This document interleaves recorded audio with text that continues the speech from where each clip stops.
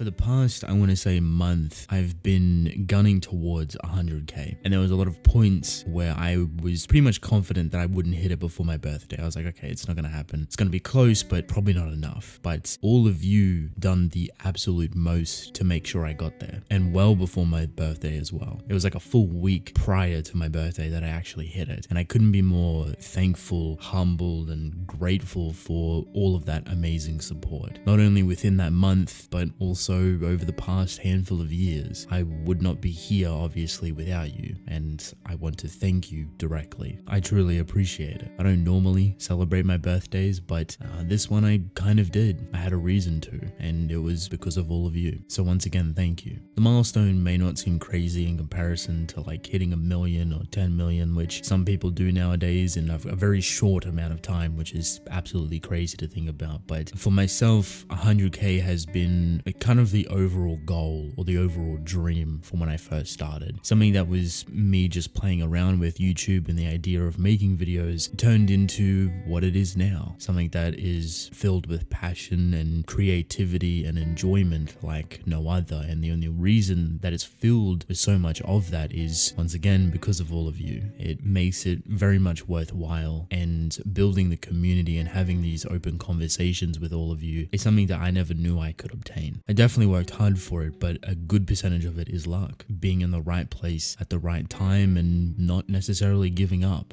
even though there was times and points that I really wanted to, just feeling defeated or overwhelmed with life in itself, but I kept moving forward and here we are. I truly am grateful for all of the amazing supports, the likes, the comments, the kind words, the continued love and generosity that all of you show me. Thank you. I hope I can continue to evolve and elevate my content in a better way moving forward into the future to make it hopefully even more enjoyable and more entertaining. Now, originally this video was an hour long of me just answering all of the questions that a lot of you posted. I thought it was a little bit boring because it was very drawn out, so I'm going to try and answer them in a very condensed and somewhat quick manner to try and get through a good majority of them instead of just like a handful and elaborating in full detail. Hopefully it's a little bit more enjoyable and doesn't turn out to be an hour long in length. Thank you as well for the birthday wishes. My birthday is July 2nd. I don't know why I kept it quiet for so long. It's not like a crazy deal for myself. I feel like an old man at this point, but we hit that 100k milestone before July 2nd. I celebrated it. Thank you for the birthday wishes as well. I appreciate it. And the congratulation comments. All of the kind words you left in my YouTube community post asked a bunch of questions. The way you treat YouTube feels more like a passion project than a job. Does YouTube make enough for you to get by, or do you have to work some other job on the other side? Have you considered receiving support by fans on that front? I do consider YouTube a job, but I also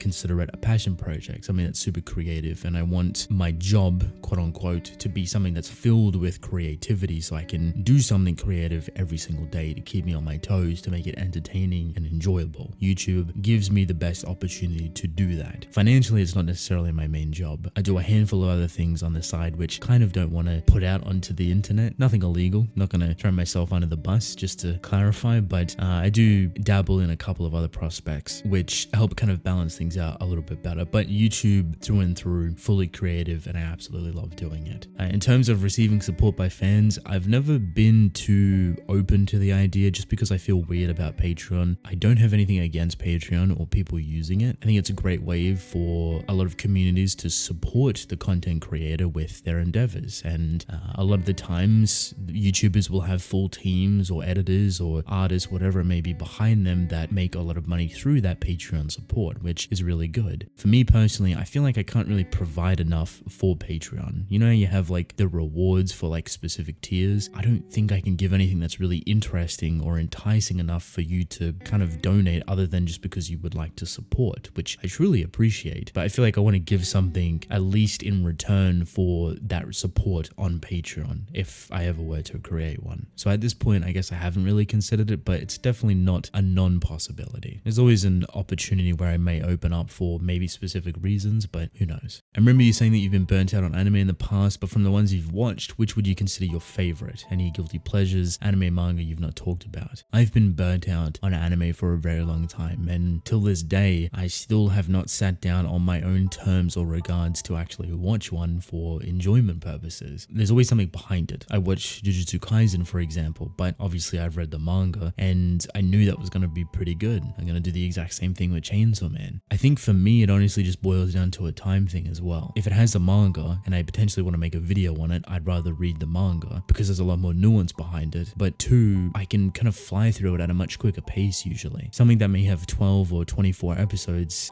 is going to take a handful of days to actually get through and watch it fully. Whereas like a manga, I could probably read that in a day depending on how many chapters that is. So I value that time rather preciously. But in terms of some of my favorites or the ones that are memorable, the Clannad series has a special place in my heart. One of the first animes that I ever watched kind of opened up my world to anime and manga tragic storytelling. Parasite the Maximum, funny enough, as much as I love the manga more than the anime, I just wholeheartedly enjoy the anime. I think it's just entertaining through and through and rather solid in its approach. And then probably OG Attack on Titan, or maybe even Code Geass. I remember just really enjoying what I was watching at the time, having a lot of fun with it. We know you have S tier taste in manga, but what about the big screen? What are your favorite movies? Off the top of my head, basically anything with Jake Gyllenhaal, Nocturnal Animals, and Nightcrawler, absolutely phenomenal films. Love those to the fullest of extent. Pretty much any Christopher Nolan film, I really enjoy his takes on building a movie and cinematography in general. Just the way he captures his films is really entertaining. But Interstellar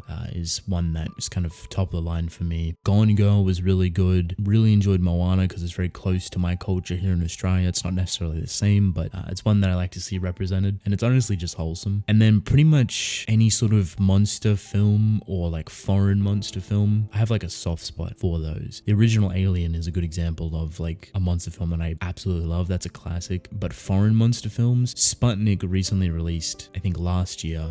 Anything crazy in terms of storytelling, but its atmosphere was impeccable. It was a Russian film, very beautifully done, and kind of had an interesting take on the monster flick. Hopefully that's enough of a pool to kind of get an idea with what I enjoy, but I'm kind of open to any films, to be honest. What is a really underrated manga that deserves more fame than it has? Not a manga, but The Horizon, 100%. I will shill and push this manhwa as much as I can. For 21 chapters, what it is able to do is impeccable. As much as I wish it was longer and a lot more methodical in its approach, the audacity that the author had to capture this world, these characters in such a short amount of time, to such degree, to such depth and nuance, is so incredibly difficult but detailed. It is impeccable. There has not been another story that has even come close to capturing the intensity that that series provides, or the emotion that it brings across within children of all things, which is very difficult to do in such a short amount of time. Fully confident The Horizon needs more attention. What was the first manga you ever read? Defense Devil, I think. What series are you planning to read? I have a couple. I'm not going to name any, but I do have a couple, and I probably will make videos of them. What does a series need for you to make a video of it? Maturity, dark themes, actions, drama, etc., etc. Honestly, anything. If I feel like it's going to be enjoyable within a video and that I had a good time, or at least a decent enough time reading it, I'm probably going to make a video on it. Something that makes for a decent conversation. It could literally be anything. I know a lot of my videos generally lean towards darker stuff is because that's what I personally enjoy, but they don't have to be. I've made a handful of videos on Spy X Family, and I absolutely love that manga for what it's worth. And I know a lot of you would think that series isn't anywhere up my alley, but I love that manga. So we could have anything really. What's your favorite cereal? Here in Australia, we have a cereal called Nutri-Grain. It's super simple, very kind of bland to be honest, but for some reason I really enjoy it. What is your dream job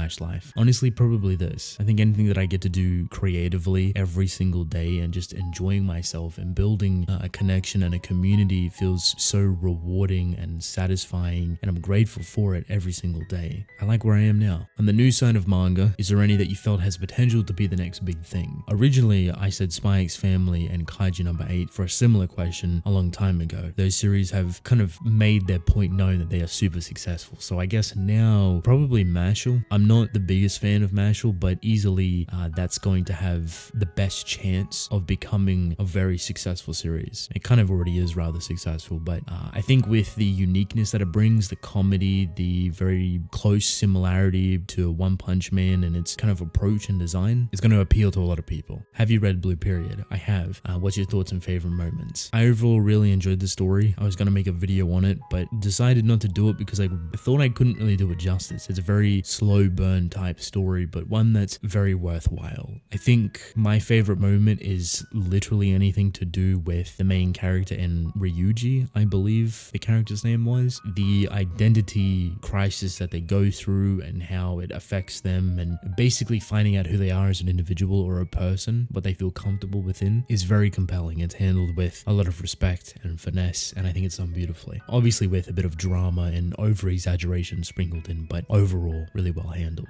Favorite characters in Kaizen and Chainsaw Man ability-wise. What's the best type of water? Most important answer first, filtered tap water. Nothing will ever beat it. I know water's going to be completely different in terms of where you live. Maybe filtering American tap water is not the best way to go. I probably wouldn't recommend it. If possible, stick with the bottles, please. But Australian water isn't necessarily too bad. If you filter it really well, super clean, tastes really nice, beautiful crispiness to it, and it's just hydrating. I don't know why I'm putting so much emphasis on water, but it's important, you know? It's very important. For the previous question, I want to say Mahito for abilities, because I just enjoy the concept of his ability and the amount of ways you could utilize that and expand upon it. And then for Chainsaw Man, probably Makima or the Darkness Devil, and for the same reason really. There's a lot of things that you can do with that and play upon it, and they're just interesting through and through. Have you heard of a webtoon called Helper? I've heard of it, don't know anything about it. I've just literally seen the title, but I will check it out. When did you decide to start YouTube? Was it as a passion or just something as a hobby? I'm not too sure when I decided I wanted to start YouTube, but it was many years ago when I was within high school, funny enough. And it just started out as a hobby, like just uploading clips and playing games and wanting to showcase gameplay clips online. It's like the whole COD 4 Modern Warfare 2 era, you know what I mean? Or like Battlefield clips or like some other like silly gaming clips that you'd want to upload. But back then there wasn't really like Elgato's or any sort of devices that would easily capture what you were playing. There was some very small variants, but they weren't mainstream. So you'd have to spend a bit of money to get. And as a young teenager wanting to spend that money on that device that seemed so weird, probably wasn't the most efficient idea. Nor was the Australian internet also good back then. It was absolutely horrible. Even now in comparison to other places in the globe, it is horrendous, but it's getting better. It definitely started as a hobby, that's for sure. Second question is milestone for 100k. Honestly, probably this. I know it's not all too much, but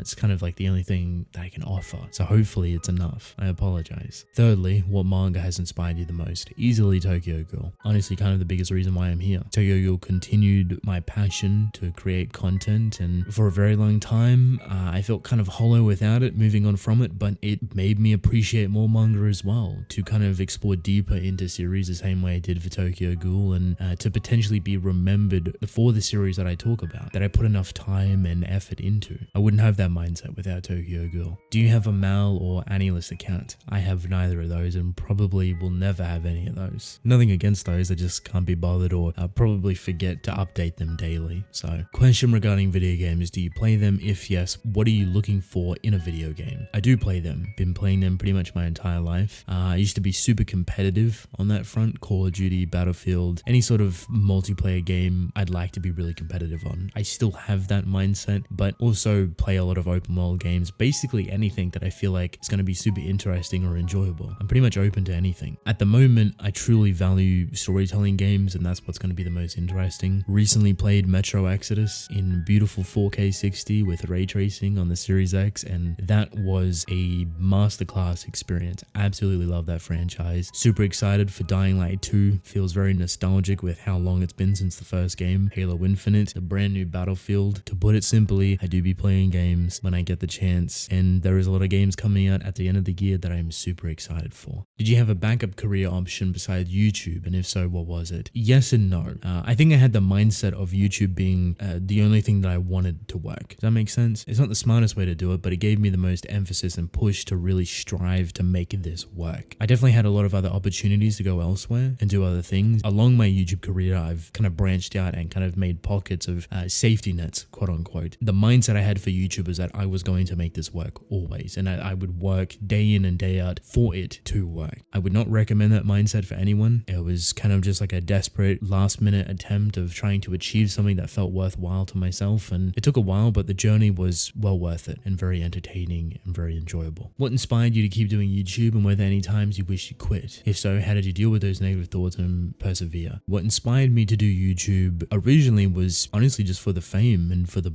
money. I was super young and naive at the time, but I quickly found out that was the worst thing that I could ever want, because that wasn't a passion. That wasn't something that kept me wanting to do YouTube for some reason. It quickly fizzled out, and if you could make more money elsewhere or get more fame elsewhere, you'd want to go in that direction, right? So it was very fickle in that mindset. That was many, many years ago when I was a lot younger. And I quickly, very quickly, probably within the first year, I changed that mindset of wanting to be remembered for the series that I talked about, that I put enough time and effort and felt worthy of being remembered for those series. And that all came with Tokyo Ghoul. So that series was an inspiration in itself. It changed the way I thought about YouTube and my approach. It turned my very naive and selfish mindset into something that was a lot more progressive, creative, and liberating. Kind of freed me from that I want this and this to I want to build and earn a legacy, to have my name remembered alongside these specific series. There was definitely times where I wanted to quit, had a lot of negative thoughts. I wouldn't even say I persevered over them, just kind of pushed through them and drudged on as best I could. I had those negative thoughts kind of combined with whatever other negative thoughts I was having at the time and kind of pushed them to the side. A very unhealthy way, and do not recommend anyone doing it, but it's what kept me moving in the moment to focus on what was important, to then turn around and focus on those negative thoughts as best as I could. I wanted to put myself in a position that I felt comfortable, whether it be in video uploads or editing or anything along those lines, maybe even sleep. I don't sleep all too much, so if I pushed forward a little bit further with those and sacrificed them bit by bit, it would allow me to spend more time in the places that mattered mentally, emotionally, physically, spiritually, whatever it may be. It's very often that you get negative thoughts doing YouTube. It's very hard to not compare yourself with other people, or why this video does really bad, or negative comments, and it's something that you kind of just got to learn to brush off, but over time it builds up. So I guess it helps to take a breather every now and then, to truly just have a day or two completely away from the internet or away from YouTube to debrief and relax. It's very rare that you get that opportunity with YouTube, because you're constantly working, you're constantly recording and editing and trying to think of new ideas every single day. It's very taxing in the grand scheme of things, but worthwhile. Hopefully that someone answers it in a very loose way. What do you prefer? A story with a very unique concept and original plot, or a story with a beautiful ending? Very unique concept and original plot, 100%. Don't get me wrong, I love beautiful endings, I love creative endings, just endings that are very well handled. But a unique concept and an original plot is something that you don't get all too often. Like, if I go in full with that question, that's a concept that's never been seen or done before, and that's a story that's never been seen or done before. And I'm not talking like spin-off variation inspired by certain things. I'm talking complete originality. To have that in both concept and plot is beautiful. That is the most incredible thing that you could want. What do you focus on when analyzing anime and manga? What is the process of it like? I wish I could explain this, because it is entirely different between every single individual. That's why it's so inherently subjective. And that's kind of the beauty of it, because you create so many different dialogues and conversations with other people. That's why people that make content can talk about the same thing, but have completely different meanings or understandings or approaches for what they're talking about, thus getting a very unique perspective or experience with every content creator or YouTuber that you watch, for example. What kind of anime tropes do you hate? Hate's probably a strong word, but I don't really enjoy the isekai trope, the whole reincarnation in another life type thing. Not necessarily anything against it, I just don't really enjoy it. It kind of takes me out of the whole idea, especially if it's kind of looping or has anything to do with time. Time is probably the most difficult thing to write. Time travel, time paradoxes, anything time manipulating worthy, just don't really enjoy it, because 95% of the time it's going to be messed up, and I'm very particular with anything to do with time, because I see it so often and it's so misused so often that it's very difficult for me to kind of shy away and just swipe it under the rug, if that makes sense. Definitely not a fan of isekai, but to be fair, I haven't given it a rightful chance, and there's easily stories out there that I feel like I'd be impressed with, or just super enjoyable for myself. What is the most life-changing manga for you? Oyasumi Punpun, 100% through and through. If it isn't Tokyo Ghoul, just based on YouTube and my experience with it, it is 100% Oyasumi Punpun. Just how it affected me, the experience that story gave me, and how a percentage of things within that manga represent myself. Very life-altering or life-changing manga for myself, and that's why I cherish it wholeheartedly. Have you read Beastars? I have and I have not. I've read a very small portion of Beastars, and then I forgot about it, and then it finished, and then the anime finished or something along those lines, and I never really got back to it, but it's really enjoyable. I wish I could go back and read it, and I probably will one of these days when I get the time. So I'm going to end this with 3 more questions. What's your favorite shonen, and do you keep up with Weekly Shonen Jump? Yes and no. I don't necessarily keep up with Weekly Shonen Jump, and I think at the moment my favorite shonen within the magazine would be Kaizen, technically Chainsaw Man, but it's going over to Jump Plus, so I guess Kaizen at the moment. Second question, what is your favorite slice of life rom-com and why? I really enjoy Spy X Family. I don't know if that counts as any of those. I really enjoyed Clan Nad. The author that does Kimi no Uromachi also done series like Suzuka and Fuka. That is a whole like trilogy set that I really enjoy. Nisekoi is kind of like a classic for myself and has a soft spot, and Kaguya-sama. And the final question, do you feel like the new manga of this generation has the capacity to surpass the old generation? Quite easily, yes, and we have already seen it. What Demon Slayer has done in its first to second year of sales in both its manga and anime reception is beyond anything that we have ever seen before. This isn't to devalue the past, this isn't to devalue the legacy that a lot of these series have built over the years, the iconic classics that they have become, but the newer generation appeals to a much larger audience. The global popularity of anime and manga wasn't as big as it was back in the 90s or early 2000s. It has skyrocketed since then. When you have a series like Demon Slayer that becomes a thing, that normally would have been a once-in-a-lifetime success. The amount it has truly sold because of its anime doing a very respectful and beautiful job of bringing its manga to life is such a great example of today's generation of manga and how rapid success and growth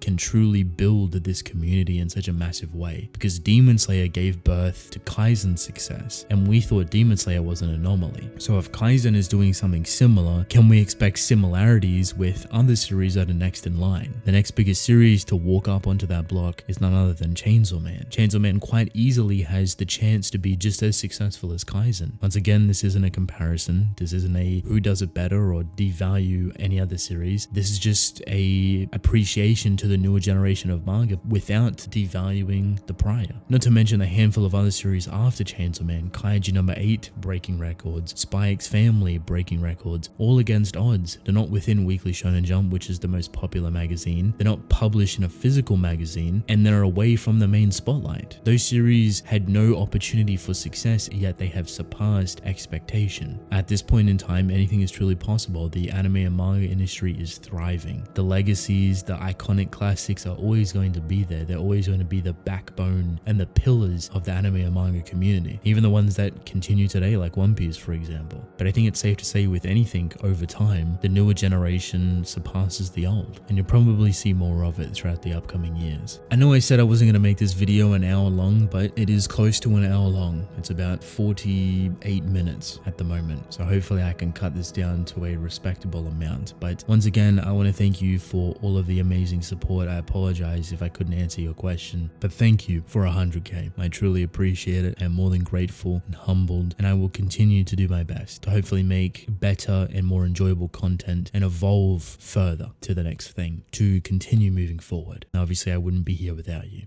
so thank you. With that being said, I want to thank you all for watching. Hope you enjoyed. Drink plenty of water. New video every 3 days, and I will see you within the next one. Goodbye.